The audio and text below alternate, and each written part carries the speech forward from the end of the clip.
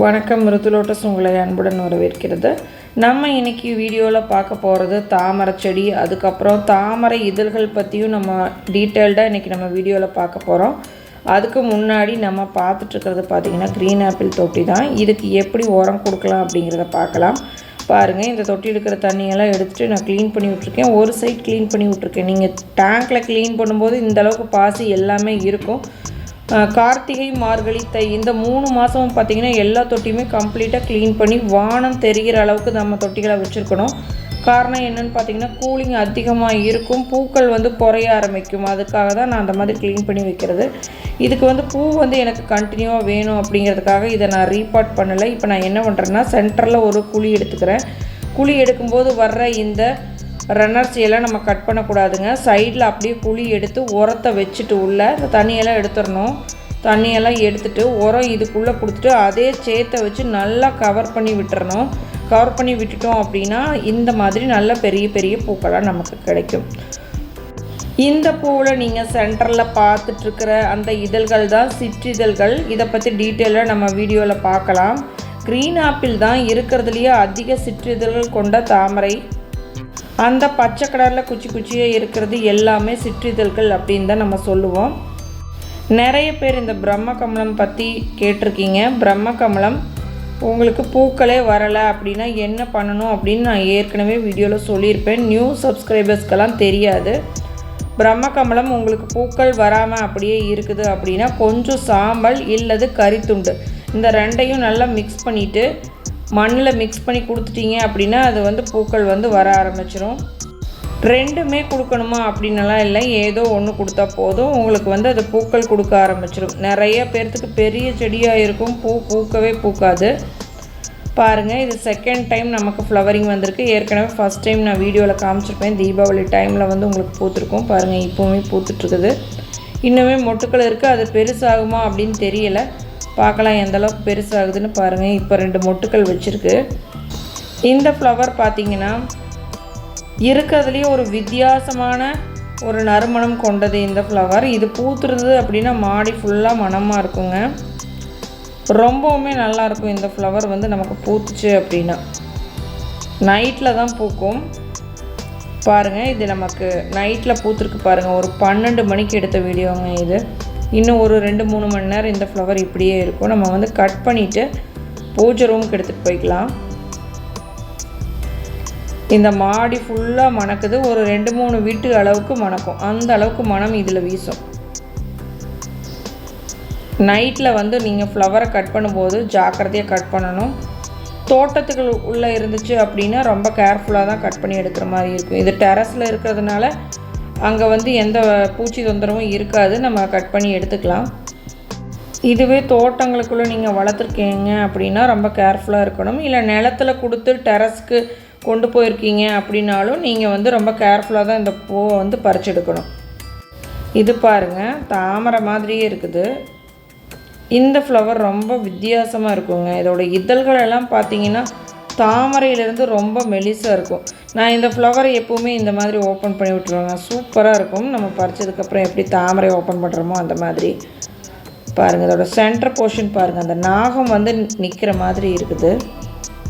அதுக்கப்புறம் பார்த்திங்கன்னா இதோட மகரந்தம் எல்லாமே பாருங்கள் ரொம்ப டிஃப்ரெண்ட்டாக இருக்கும். நம்ம இதை ஷேக் பண்ணோம்னா கொஞ்சம் அப்படியே லேசாக ஆடும். பார்க்குறக்கு ரொம்ப நல்லாயிருக்கும். நான் இப்படியே தான் பூஜை ரூமில் எடுத்துகிட்டு போய் வைக்க போகிறேன். சூப்பராக இருக்குது பாருங்கள்.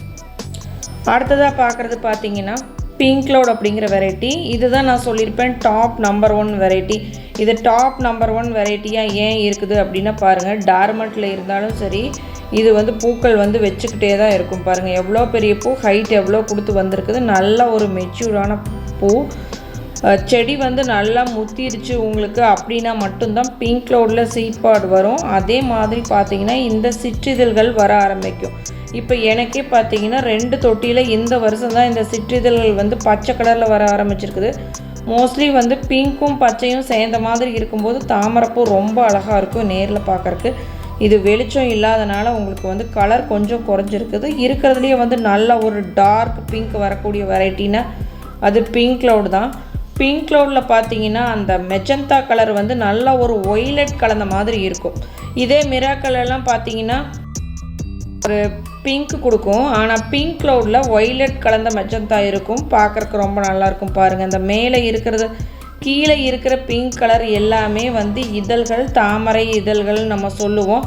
இதில் சென்டரில் சீட்பாடுக்கு பக்கத்தில் இருக்குது பாருங்கள், அந்த குச்சி குச்சியாக இருக்குது பாருங்கள். இது எல்லாமே இதோட சிற்றிதழ்கள் தான் நம்ம சொல்லணும்.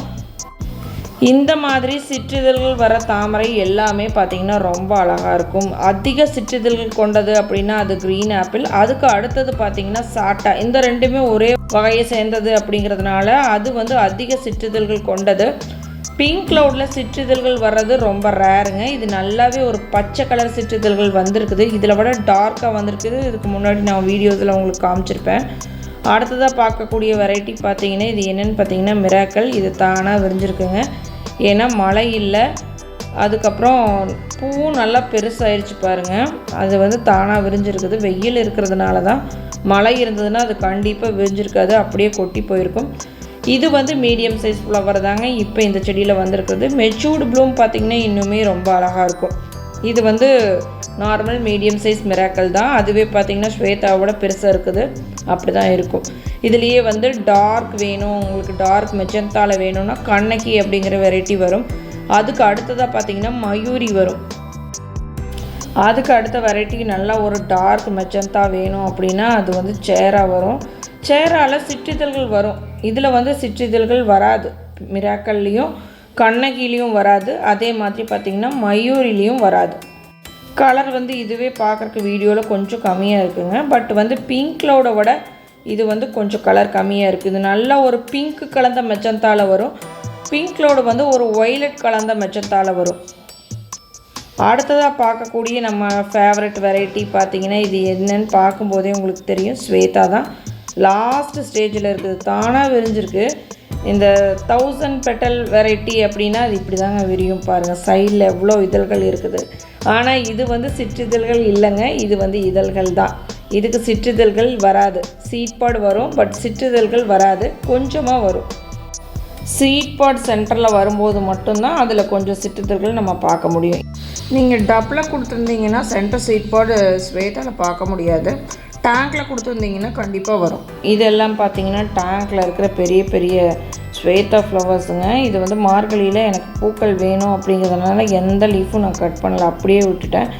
அப்படியே தழைஞ்சி டார்மெண்ட் போகட்டும். அது வரைக்கும் நம்ம வந்து எந்த லீஃபும் கட் பண்ண வேண்டாம். அப்போ தான் நமக்கு கிழங்குகள் கிடைக்கும். இது இப்போதைக்கு கிழங்குகள் கிடைக்காது. இதில் பாருங்கள் மொட்டு வந்துக்கிட்டே இருக்குது. ஆனால் இலை வந்து குறைய ஆரம்பிச்சிருச்சு பாருங்கள். இலையோட அகலம் வந்து குறையுது, இலைகள் சின்ன சின்னதாக வருது அப்படின்னாவே அது டார்மெண்ட் போகும் தான் அர்த்தம். ஆனாலும் இது இன்னுமே வந்து மொட்டுக்கள் வைக்கிறதுனால சொல்லவே முடியாது இது டார்மெண்ட் போகுமா. நான் இப்போ காமிச்சிருக்கிற வெரைட்டிஸ் பார்த்திங்கன்னா பிங்க் க்ளவுடு, மிராக்கல், அதுக்கப்புறம் ஸ்வேதா. இது மூணுமே வந்து ட்ராபிக்கல் வெரைட்டிஸ், நல்லா பூக்கள் தரக்கூடிய வெரைட்டிஸ் தான். பிங்க் கலரில், ஒயிட் கலரில் பார்த்தீங்கன்னா green apple, white Swan, white peony. இந்த மூணுமே நல்லா ப்ளூமிங் வரக்கூடிய வெரைட்டி தான். நம்ம இப்போ பார்க்குறது பார்த்திங்கன்னா க்ரீன் ஆப்பிள் தான். இது வந்து பாட்டில் இருக்கிறது, அதாவது தொட்டியில் வச்சுருக்கேன், பிளாஸ்டிக் டப்பில் இருக்கிறது தான். இது வந்து டார்மெண்ட் போகவே இல்லை, அது அப்படியே பூத்துக்கிட்டே இருக்குது. சின்ன சின்ன ஃப்ளவர்ஸாக வந்துக்கிட்டே இருக்கும். நமக்கு உரம் எந்த அளவுக்கு இருக்குதோ அந்த அளவுக்கு க்ரீன் ஆப்பிள் வந்து பூத்துக்கிட்டே இருக்கும். இந்த சீசன் பனிக்கெல்லாம் இது நல்லாவே பூக்கும். நீங்கள் சும்மா வச்சுருந்தீங்க, ரொம்ப வந்து கேர் கொடுக்காம பார்க்காம வச்சுருக்கிற டப்பா இருந்தாலும் சரி, அதில் நல்லா வந்து பூக்கள் வரும் க்ரீன் ஆப்பிளில். அடுத்ததாக பார்க்குறது பார்த்திங்கன்னா S1 வந்து நல்லாவே வந்து உங்களுக்கு ப்ளூமிங் இருக்குது. பட் என்கிட்ட பெரிய டியூபர்ஸ் இப்போ இல்லைங்க. நல்லா பெரிய டியூபர்ஸாக போடும்போது உங்களுக்கு பார்த்தீங்கன்னா பவுல் வெரைட்டியே கொஞ்சம் நல்லா ஒரு மீடியம் சைஸ் அளவுக்கு வரும். S1 அந்த மாதிரி வரும். இதில் டியூபர்ஸ் வந்து எனக்கு ரொம்ப கிடைக்கல இந்த டைம். பார்த்திங்கன்னா டியூபர்ஸ் சின்னதாக தான் இருந்தது. அதனாலவே பார்த்திங்கன்னா ஃப்ளவர்ஸும் வந்து சின்னதாக தான் இருக்குது. நிறைய பேர்த்துக்கு பார்த்திங்கன்னா பூக்கள் வந்து தாமரை செடியில் பூக்கிறதில்ல. காரணம் என்னென்னா அதோட கரெக்டான அந்த பாட்டிங் மிக்ஸ் கொடுக்குறதில்ல. அதுக்கப்புறம் அதிக கெமிக்கல் பயன்பாடு. அதை போட்டால் தான் பூ வரும் அப்படின்னு நல்லா அள்ளி அள்ளி ஒரு கைப்பிடி கொடுத்துட்றீங்க. அப்படி கொடுத்தீங்கன்னாவெல்லாம் பூ வராது. நீங்கள் இயற்கையாக வந்து தாமரை செடியை வளர்த்திங்கன்னா மட்டும்தான் நல்லா வந்து உங்களுக்கு இந்த மாதிரி வந்து பூக்கள் வரும். தொட்டி நிறைய பூ வேணும் அப்படின்னா அதுக்கு தகுந்த உரமும் உங்களுக்கு வந்து கரெக்டாக கொடுத்துருந்தீங்கன்னா அது பூ வரும். இல்லை அப்படின்னா பூக்காமல் இலைகள் மட்டும்தான் வந்துக்கிட்டு இருக்கும். இந்த பனிக்காலத்தில் பார்த்திங்கன்னா உங்களுக்கு கம்பளி புழு தொல்லை இருந்துக்கிட்டு தான் இருக்கும். நீங்கள் வந்து அதை ரிமூவ் பண்ணி விட்டுறணும். இல்லை அப்படின்னா தண்ணி வச்சு ஸ்ப்ரே பண்ணி விட்டுட்டீங்க அப்படின்னா அது போயிடும்.